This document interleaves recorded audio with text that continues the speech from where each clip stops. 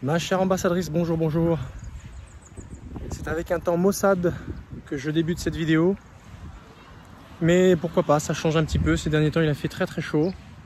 Donc ça permet un petit peu de prendre un petit peu de frais. Et c'est pas déplaisant. Voilà. Je voudrais faire une vidéo sur la motivation. Effectivement, tu t'apprêtes peut-être à faire un gros travail sur toi pour pouvoir eh bien, te dépaître de cette relation toxique que tu es en train de vivre. Et tu fais des efforts. Tu as pris l'initiative de te prendre en main en te disant, ben voilà, il y a des choses qui ne te plaisent plus. Et tu as besoin d'opérer des changements. Tu as besoin, voilà, de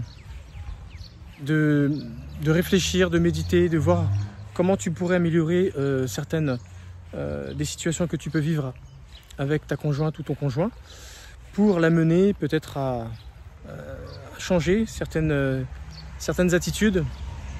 Mais toi aussi pareil, tu as des changements à opérer, à ne plus accepter certaines choses qu'il peut ou elle peut te faire vivre. Et bien sûr ça demande une certaine dose de courage, de motivation.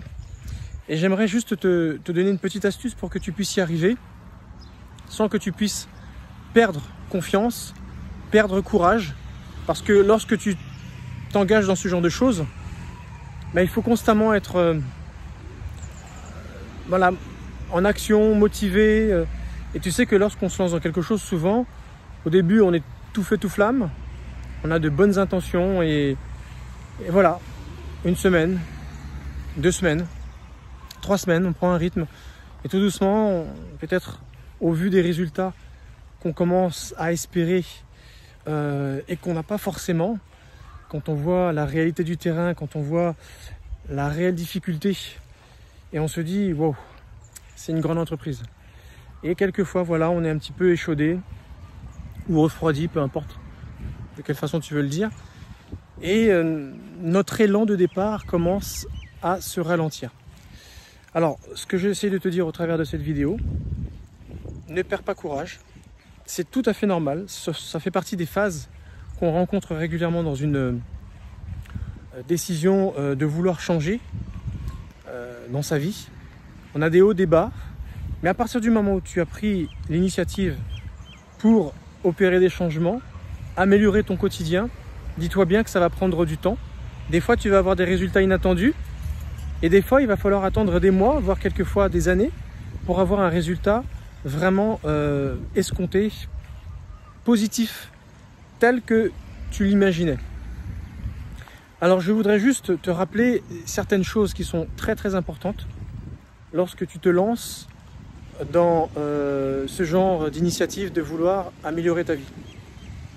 Souvent, lorsque tu as voulu changer, tu es parti d'une envie de changer. Tu as constaté qu'il y a quelque chose qui n'était pas bien, tel que ça devrait être. Et tu as décidé, tu as eu envie, voilà, tu as eu envie d'opérer, tu as eu envie d'opérer des changements. Tout est parti de cette envie.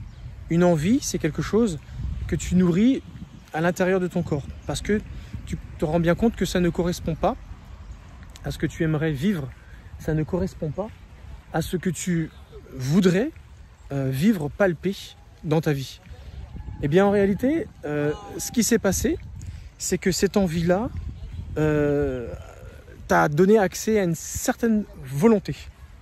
Et c'est au travers de cette volonté que tu as commencé à te projeter, que tu as commencé à te planifier par rapport à ce que tu désirais opérer comme changement dans ta vie. Donc tu vois, de l'envie, tu bascules vers la volonté. Qui dit envie dit un désir profond, quelque chose qui part de l'intérieur, mais qui dit envie dit volonté. Si tu en arrives au stade de la volonté, c'est ce qui prouve que quelque part, tu commences à faire naître les futurs changements. Volonté, qui dit volonté, dit planification. Cette volonté t'amène sur une intention. Et quand tu es dans l'intention, tu commences véritablement à programmer tes actions. Tu es vraiment dans la réalisation de tâches. Tu vois, donc envie, volonté, intention. C'est le cheminement que l'on a régulièrement, nous tous, lorsque on se lance dans l'entreprise d'un grand changement dans notre vie. On passe par ces 3 phases-là. Alors c'est tout à fait normal si par moment tu as des failles, des moments de faiblesse, des moments où c'est difficile parce que malgré ton envie, ton désir de changer, ta planification et tes actions, la vie reste la même. Elle reste aussi difficile, elle reste aussi désagréable, avec ses moments agréables, ses moments positifs, mais également ses moments négatifs. Donc si jamais tu es dans une phase de vivre des moments négatifs, ne perds pas courage. Ça fait partie, on va dire, du pack. Ça fait partie de l'ensemble des choses. Et dis-toi bien une chose, c'est lorsque tu désires opérer des changements dans ta vie, c'est comme si tu apportais quelque chose en plus dans ton quotidien pour lequel tu avais des bonnes choses et des mauvaises choses. Donc c'est un truc en plus que tu ramènes dans ta vie. Donc ne va pas penser que parce que tu as de bonnes intentions, ça va effacer les mauvais moments, les moments négatifs que tu peux vivre en temps normal. Non. Dis-toi bien que c'est quelque chose en plus que tu rajoutes. Une bonne intention, certes, mais quelque chose en plus. Une fois que tu auras établi ces trois choses-là, choses par lesquelles nous passons tous, dis-toi bien que tu vas vivre des moments que tu arriveras à supporter et d'autres non. Et c'est à ce moment-là que tu te demandes, mais qu'est-ce qui va me faire tenir? Qu'est-ce qui fait que je ne vais pas perdre le fil de cette envie? Ouais, éviter de faire quelque chose et de ne jamais le terminer. Tu sais, il y a des gens qui sont comme ça. Ils se lancent dans des projets, une super motivation. Allez, je vais perdre 3 kilos, si c'est ça l'objectif. Et bouffe, un mois plus tard, oh, il n'y a plus rien. Et bien sûr, il fallait que quelqu'un qui soit là pour la motiver, qu'elle ne le fasse pas tout seul, et que ceci et que cela, et qu'en même temps son conjoint fasse le même régime alimentaire qu'elle. Tu vois, il y a plein de conditions. Non, si jamais tu as cette envie, cette volonté et cette intention, ce sont des choses que tu devrais pouvoir faire seul, ou en tout cas essayer de le faire seul. Pourquoi? Parce que si jamais tu mises sur une tierce personne, il suffit que la tierce personne ne soit plus là, ou soit momentanément absente, ou tout simplement décide de vouloir arrêter parce qu'à la limite c'était pas son délire, c'était pas son souhait, eh bien tu te retrouves coincé, comme si voilà, tu ne pouvais plus continuer ton projet, alors qu'à la base c'était ton envie à toi. Et c'est ça qui est dommage, c'est que tu as trop misé sur la présence de l'autre. Il ne faut surtout pas faire ce genre de choses. Lorsque tu te lances dans quelque chose, il ne faut avoir confiance qu'en toi. Donc ça, c'est la première clé. La deuxième clé que je voudrais te dire, et celle-là, elle n'est pas des moindres, lorsque tu... je rentre dans ma voiture parce que la pluie, tu ne t'en es peut-être pas rendu compte, mais je suis en train de prendre des grains sur la figure depuis tout à l'heure. Donc, à croire que tous les dimanches, quand je viens dans cette zone, la pluie m'accueille toujours de la même manière. Alors, je te disais que la deuxième clé que je voudrais partager avec toi, et elle n'est pas des moindres, celle-là, lorsque tu te lances dans un changement, il faut absolument te projeter une image positive, une image qui a du sens pour toi. Tu sais, souvent quand on désire quelque chose, on en a toujours une image précise. On se fait toujours une image dans la tête. On voit une scène qui dure quelques secondes. Mais c'est ça qu'on veut se voir réaliser. C'est dans cette scène, dans ce scénario-là, qu'on voudrait se retrouver un jour. Et on fait tout, on met tous les tenants, tous les aboutissants pour arriver à cela. Le jour où on arrive à cette scène, et on se voit acteur de cette scène telle qu'on se l'imaginait, eh bien on se dit, je suis content parce que c'est exactement comme ça que je me l'étais imaginé. Et c'est souvent par ce beau constat qu'on peut se dire, là je peux exprimer ma joie, mon bonheur, parce que c'est exactement comme je voulais. Ou quelquefois on a des bonnes surprises. C'est mieux que ce que je l'avais imaginé. C'est-à-dire que la réalité a transcendé, on va dire, l'image qu'on s'était faite dans la tête. Alors, lorsque tu passes de l'envie à la volonté, de la volonté à l'intention, c'est-à-dire que tu travailles pour un résultat, mets-toi bien une image dans ta tête. Parce que c'est à la mesure de cette image positive que tu pourras véritablement garder ta motivation. Véritablement. Et d'ailleurs, ce que je suis en train de te dire là a un sens très très fort, surtout lorsqu'il arrive des choses terribles à des gens dans leur vie.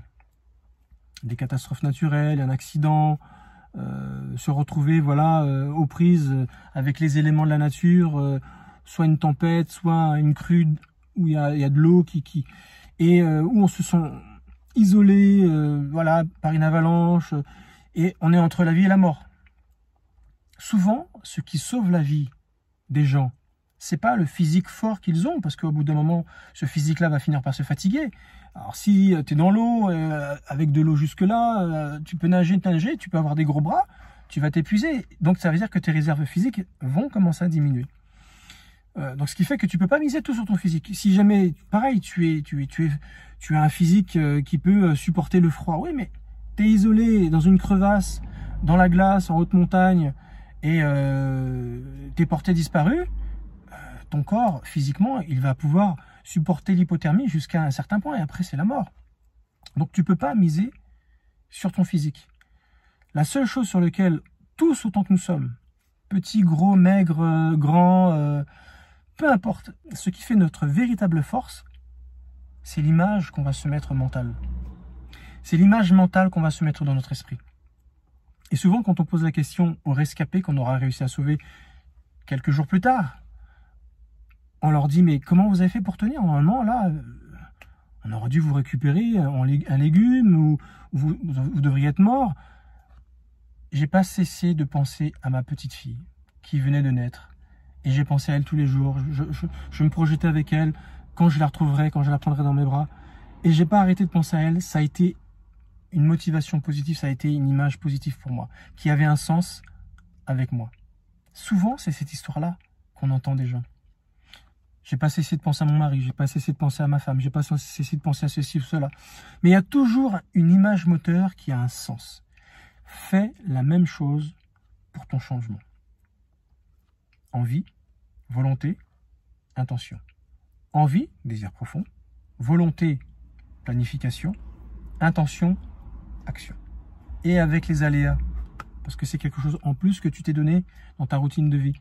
Avec les choses difficiles, les moments négatifs. Tu vas vivre des moments négatifs, c'est vrai. Est-ce que ça veut dire pour autant qu'il faut s'arrêter? Tu auras envie des fois, tu auras envie, oh, j'ai plus la motivation. Non. À ce moment-là, c'est cette image-là qu'il va falloir te mettre dans l'esprit, celle qui va venir modeler ton subconscient, qui va te rappeler, hey, n'oublie pas pour quelle raison tu fais ça. C'est pour cette raison-là. C'est pour cette image-là. Alors, soit la personne, soit l'idéal qui va te rendre joyeux, ou soit tout simplement le résultat de ton souhait. L'image que tu auras mis dans ta tête. Il faut absolument avoir cette image qui donne un sens à tout le processus. Pourquoi c'est important? Parce que tout simplement, cette image qui a du sens, en réalité, c'est une image qui est en parfait alignement avec tes valeurs, bizarrement. Et tu te rappelles ce que j'ai pu te dire sur tes valeurs hautes? C'est par ça que tu as un sens de vie. C'est ça qui te donne un sens à vouloir faire les choses, qui te donne une récompense. C'est ton système de récompense. Donc, avoir une image mentale, c'est ni plus ni moins la représentation imaginée de tes valeurs hautes. En tout cas, de tes valeurs hautes réalisées. Si jamais tu gardes ça en tête, que lorsque tu te lances sur une envie de changement, il faut absolument que tu aies une image. C'est cette image qui va te rappeler lorsque tu la regarderas. Ah oui, c'est pour cette raison que je fais les choses. Ah oui. Quand tu seras aux prises de choses négatives, désagréables, où tu auras envie de baisser les bras en te disant « Oh, j'arrête ». Non, c'est vrai. Il y a ça. Donc non, je ne vais pas arrêter. Et ça va te remettre une couche. Et le temps va passer. Et à un moment donné, les choses négatives que tu vas vivre seront peut-être insignifiantes pour t'empêcher d'arrêter, en fait, tout simplement. Je retourne dehors, la pluie s'est calmée parce que à l'intérieur, c'est un vrai four. Donc, si jamais tu as l'intention de te lancer dans un processus, garde bien en tête qu'il faut absolument avoir une image qui correspond à la réalisation de tes valeurs hautes, tout simplement. J'en ai fini pour ma vidéo. Je te remercie, j'espère que tu as bien compris ce que je voulais te dire. J'espère que tu as bien compris là où je voulais en venir. Donc si jamais tu te lances dans un projet et que tu as tendance à perdre ta motivation, pense à ce que je viens de te dire dans cette vidéo, ça va énormément t'aider. Merci. Merci beaucoup de m'avoir suivi. Si tu veux me donner un commentaire, ça sera avec grand plaisir. Ou autre chose. Un pouce, un like, peu importe. Mais c'est surtout les commentaires, comme je t'ai déjà souvent dit, qui pour moi sont importants, ça me permet de dialoguer avec vous. Je te souhaite une très bonne journée, un très bon dimanche et je te dis à la prochaine vidéo. Salut!